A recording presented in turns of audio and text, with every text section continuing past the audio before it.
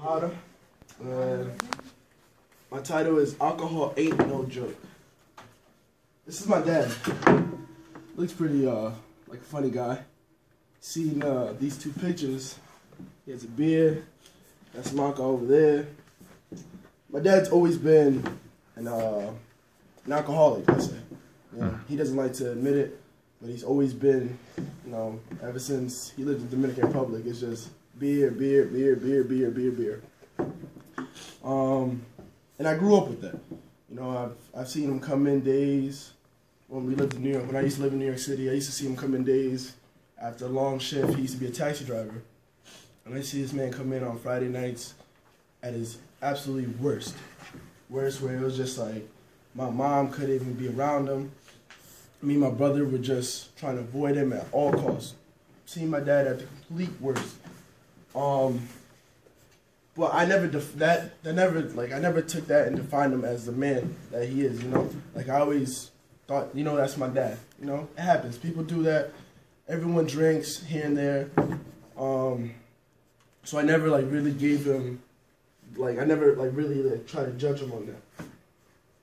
Everyone thinks, you know, turn 21, I get to go to the bars, get to drink all the time. It's not that. It's not like that sometimes, you know? Because the after effect of beer and alcohol, once you get older, the more you consume it, and the more you don't take care of yourself, the more it's gonna hurt you at the end, at the long run, you know? I'm not gonna lie. Shoot, I drink beer, I drink alcohol. I'm not 21, but it's alright, because a lot of people do it. We're in college, right? We're in college. Guaranteed, we look around this room and I guarantee everyone's probably chugged a couple back on a Friday night after a stressful week. You're not lying. Tuesdays too. So it happens. Now, the summer going into my senior year in high school, me and my mother, that's my mother right there, we took a trip to the Dominican Republic for 2 weeks. That was my first time going to the Dominican Republic since like 2005. You know, I got to see my grandmother, got to see my aunt, basically my whole family. Had a whole lot of fun. And my trip was only 2 weeks. When we got back, my father was supposed to go for 3 months. Because my parents, like, we were living together, but my parents were actually separated. Long story.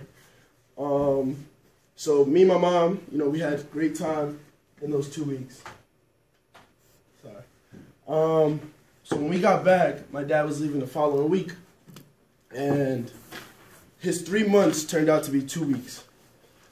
My father was so unhealthy and consumed so much alcohol in his life. My dad's 57 years old now.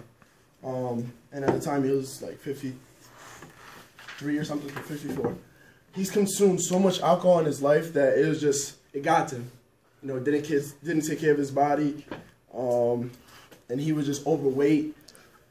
My dad had, when he came back, when he flew back, the trip is 4 hours on a plane from New York City to Dominican Republic. For more than half of the flight, my dad had to stand in the back of the airplane, stand up because he couldn't sit down, because he couldn't buckle his seatbelt, because he couldn't breathe. My dad has asthma, he has diabetes, my dad has it all. You name it, my dad probably has it, because that's how unhealthy my dad is. And it's all because of alcohol and the beer and stuff. So, now that summer, my goal was, you know, go to Dominican Republic, come back, and just focus on football. Like, football is my #1 thing. Now I play volleyball in college, but in high school, football is basically my #1. And in the summertime, we always had workouts every single day, 6 a.m. and 12 o'clock. We always had those workouts.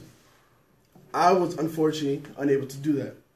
I had to spend my summer with my father in a hospital. That's not the worst that I see my dad. My dad was under. When I say under, my dad was basically just laying in a hospital bed, practically dead.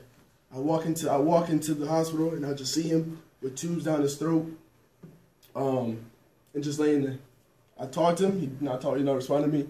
He's just there with his eyes closed, just everyone just looking at him. You know, and this was the hardest part. This was the hardest part for me because me going into my senior year in high school, all I wanted was to focus on what I had to focus on, was getting myself, having a good high school football season, you know, volleyball season, and then get into college. I had a minor setback. because I had to take care of my dad like this. And this is actually his recovering stage. These things right here, these pads, those pads were trying to help him drain all the fluid that my dad had in his legs.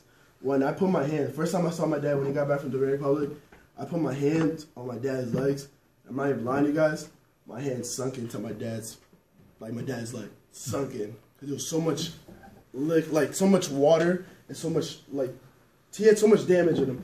He was swollen all through his body, Talking to doctors, they didn't know how long it's gonna be. Every day they'll come with, it could be days, it could be weeks, it could be months. Never knew. And all I really could do was just put it in the faith of God. You know, I've always been a church kid. I always put everything on God.